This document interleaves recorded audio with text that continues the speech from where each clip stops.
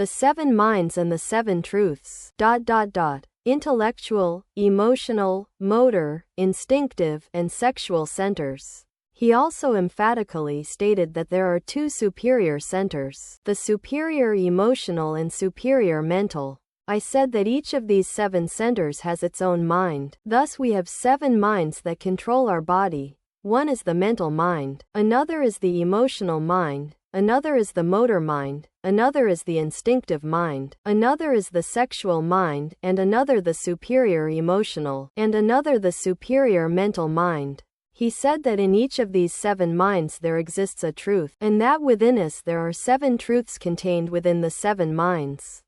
But we must always be alert and vigilant, like sentinels in times of war. We must not allow the intellectual mind to do as it pleases, leading us down paths of morbidity and lust. We must not allow the emotional mind to guide us down the road of negative emotions. We must not allow the motor mind to turn us into mere soccer players, boxers, or get us doing something useless. We must not allow the instinctive mind to be altered by erroneous concepts about the body, about life. It has the specific functions defined to make each of our organs work correctly. We must not allow the sexual mind to lead us down the path of lustful sensualism. It is necessary to develop within us the superior emotional mind with pure emotions, with dignified art, with the symphonies of a Beethoven, a Mozart, or a Liszt. It is necessary to develop the superior mental mind in us, with the culture of the spirit.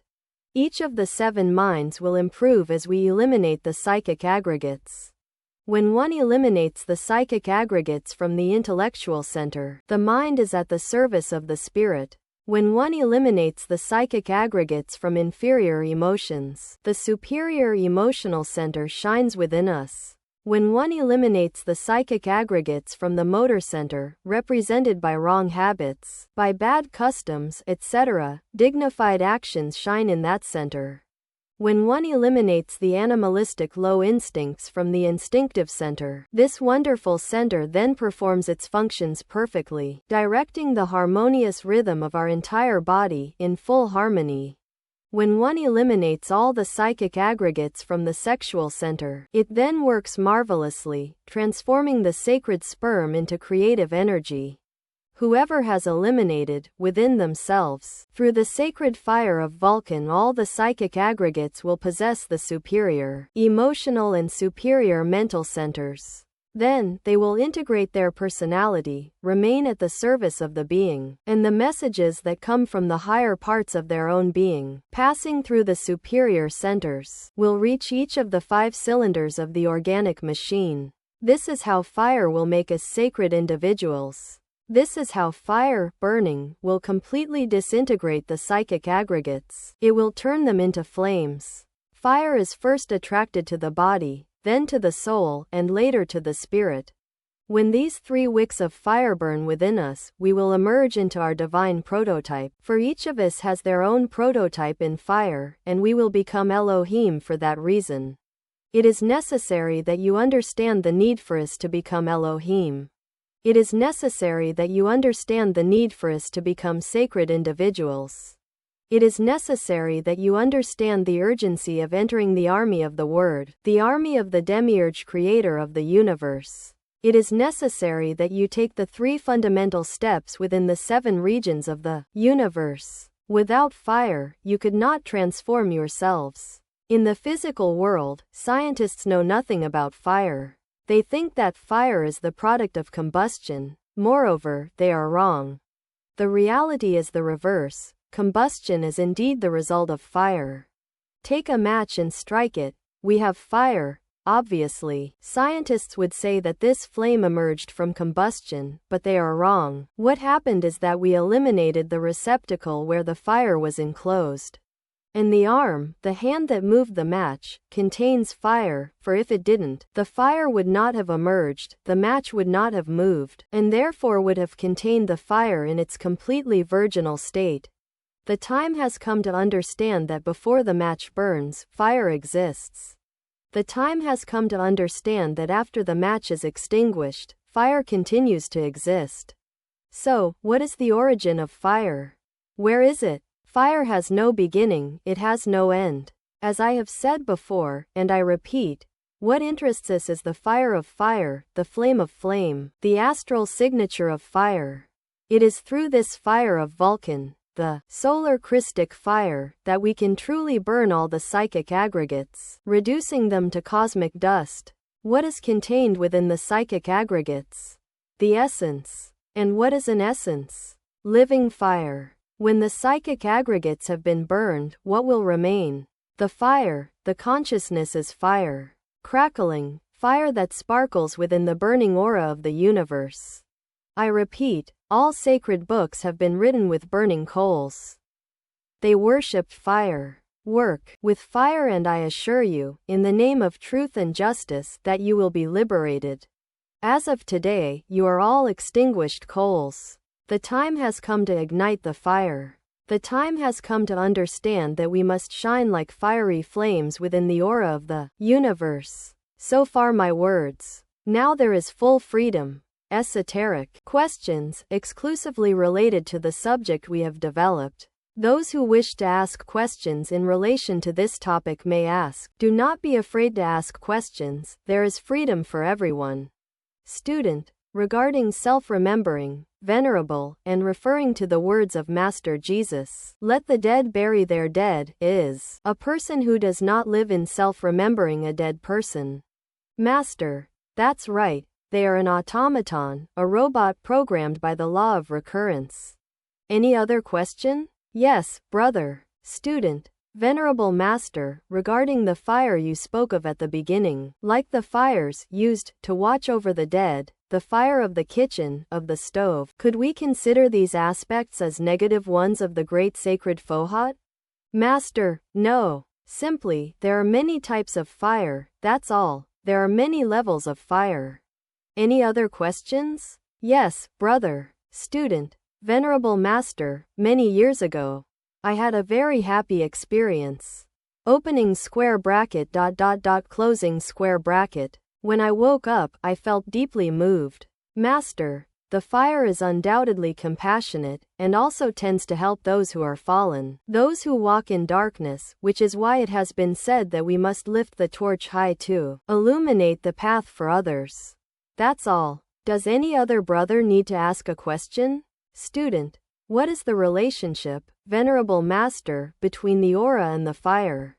Master, well, the aura is also an igneous radiation. Obviously, the body is latent in the aura, in every atom, although in reality it is only a lower fire. What should interest us is developing the fire of Vulcan within us, and taking the 3 steps within the 7 regions if we truly want to become soldiers of the army of the word. Any other questions? Speak, brother. Student, Master, when can we, as singles, awaken the fire without a companion? Master, the fire of Vulcan, it is written, only awakens in the forge of the Cyclops. However, singles can work on the ego, and through transcendental efforts, with the help of the Divine Mother Kundalini, who is fire, they can eliminate 25%, 30%, and even up to 50% of the psychic aggregates. But later, they will have to descend into the lit forge of Vulcan if they truly want to eliminate 100% of their psychic aggregates. Any other questions? Student, venerable Master, according to your lecture, the Father is fire, the Son is fire, and the Holy Spirit is fire, the Divine Mother is fire. Can we conceive of some gradation difference, say? Master, yes, there are degrees and degrees, because the Father is the superior flame. The Son, the Logos, the Christ, is also fire. He is the igneous fire that shines in the consciousness, the fire that crackles among the rocks, the fire that is crucified inside the earth, the anima mundi. And another thing is the fire of the Holy Spirit, the fire of Pentecost, the sexual fire, which can only be known in the 9th sphere. Student, venerable Master, does fire have its counterpart? Opening square bracket ... closing square bracket. Master, fire has no counterpart. Fire is fire, it is what it has been, and what it always will be. However, it is true that there are various gradations of fire. Any other word? Yes, brother. Student, is our real being intrinsically fire? Master, that's right, undoubtedly, he is fire. Any other questions? Let's see. Brother. Student, Venerable, you spoke to us about the one, the unmanifested and the manifested. Is the reason for the manifested God, of the unmanifested? Master, the unmanifested, the unknowable, is Elohim. Moses worshipped Elohim. The manifested, the second one, is the demiurge architect of the universe. It is fire. It is the cosmic Christos. It is Vishnu, who can penetrate all that is, has been, and will be. Obviously, the reason for the manifested logos is to create and recreate. When we can all absorb ourselves as Elohim within the deep bosom of the unmanifested one, we will then know the living secret of the profound manifestation of each Maha-Manvantara. We already know that the periodic Mahamanvantaric manifestations arise from the womb of the cosmic navel. This has no beginning, this will have no end, but we only know its fundamental truth, its root, after we have become flames. The day that we finally immerse ourselves within the deep bosom of the eternal common cosmic Father. Thus, my dear brothers, Elohim is what always has been, and what always will be.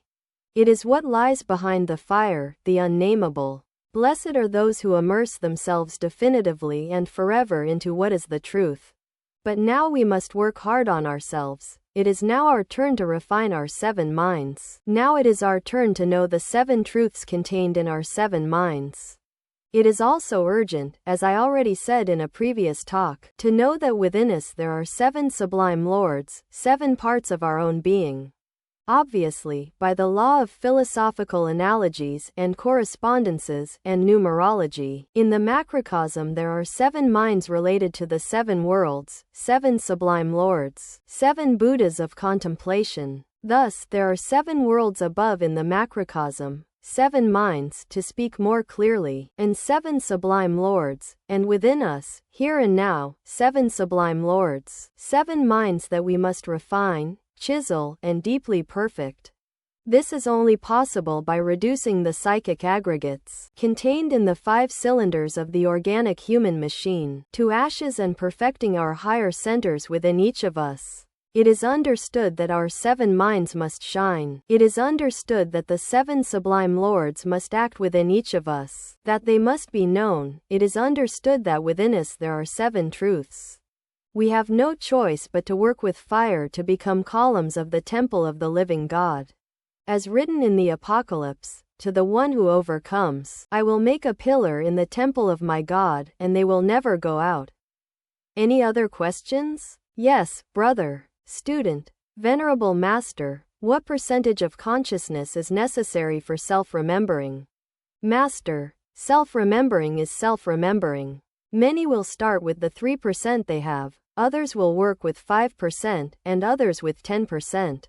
In the end, the percentages will gradually increase.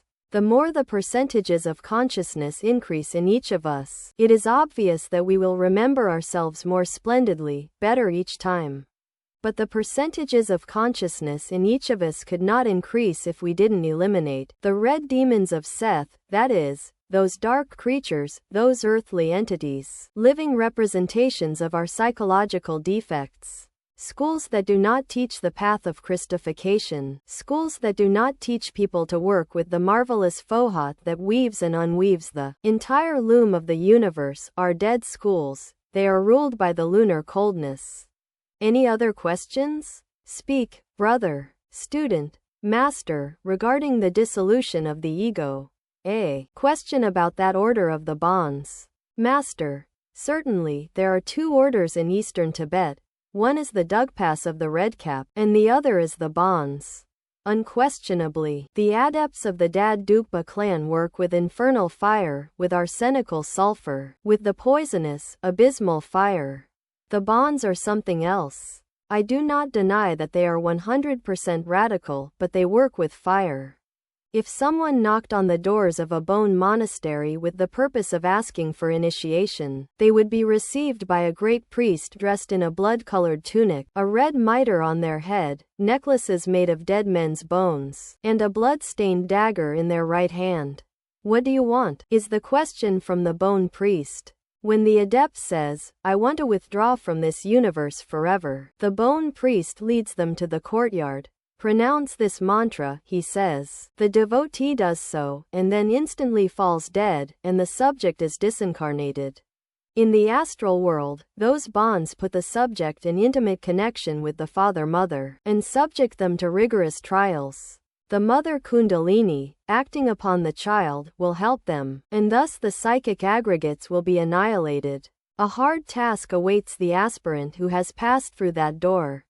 The cosmic mother will have to work severely with them until they manage to disintegrate all of the ego. Their free consciousness will then immerse itself in the bosom of that which is beyond time. However, since they have not yet created the superior existential bodies of the being, they will undoubtedly not have reached adeptship for that reason. They will be a flame, yes, a small star in the infinite universe. Blavatsky has said, if you cannot be the sun, be content to at least grab hold of a star. They will not be an adept, but they will be able to separate themselves from the cosmic stage, and immerse into the bosom of the great Alaya of the universe. It is another matter when the aspirant, before the bone priest, emphatically affirms that they want to follow the path of adeptship. Then they are taken to the solitary forest, locked inside a cabin, not one of those luxury cabins found here in the lands of America, but a real cabin, made from pods and reeds of all kinds. There, the subject will have to endure horrifying terrors, indescribable trials. A trumpet will sound, and it will be made from a dead man's bones. The bone priests will advise the aspirant to turn away from that path. They will say, there are better paths, they exist in the wheel of samsara, there are other ways. But if the disciple says, no, the only thing I want is adeptship, then their psychic aggregates will be invoked. With special formulas, the bonds crystallize those aggregates, making them visible and tangible inside the cabin. They leave the initiate alone, who will have to deal with these aggregates, some of which are bestial and monstrous. They will have to fight them all night, and if they manage to survive, if they are not strangled, and do survive, they will know what kind of aggregates they have and will work on them with full success. If they pass the test, they are taken to another place, to a secret temple where Eastern Tantrism is taught, where the secret of secrets of alchemy is revealed, and where they are shown how to work with fire to achieve adeptship. This is the path of the bonds, a path of violence and death, which is why Blavatsky believed that such a school was one of black magic, but it is not. It is radical and violent, very dangerous, that's all. I have explained. Any other questions? Let's see. Brother, student, venerable master, how is it possible that some gods, being gods, can be found around here? Master, when they took the 3 steps, descending from above to below through the 7 regions of the universe, they manifested in the world of form and made the mistake of throwing the philosopher's stone into the water. That is why they are now fallen, they are dead, and in the higher worlds, each one is represented in the form of a statue, a stone sculpture, that's all. This is how it has been and how it will always be. When they take the 3 steps upwards, when the fire burns within them in the physical body, then in the soul, and finally in the spirit, and they return to their divine prototype, they will continue being the gods they always were, now returning in a superior, terribly divine form, more powerful than before, due to the lived experience. Understood? Yes, certainly. Well, any other questions? Speak, student. Adorable one, in a case like ours, as we are sleeping people, does our real being manifest in life? Master, how can it manifest in the state you are in, each of you, with the ego alive and very much alive? The being and the ego are incompatible. They are like water and oil, they cannot mix. Either the ego is present, or the being is. If the ego is present, the being is absent, and if the being is present, the ego must die, it must have disintegrated beforehand. So, you are nothing but robots programmed by the law of recurrence, machines operated by the ego, and that's all. Understood? Let's see. Brother, student, venerable master, if a person is living out a karma, If they kill the ego that caused that karma, will they be freed from it? Master, that is only possible through negotiations with the lords of the law. If such a negotiation is achieved, the corresponding psychic aggregate is eliminated. There are psychic aggregates linked to the law of cause and effect. Only through negotiations and corresponding payments could such aggregates be eliminated. But I must clarify that not all aggregates are linked to the law of karma, only certain aggregates, that's all. When one has made such a negotiation and finally managed to disintegrate the corresponding aggregate, it is obvious that they are freed from that debt. Brothers, I believe we have spoken clearly now. Let's proceed with the Gnostic anointing.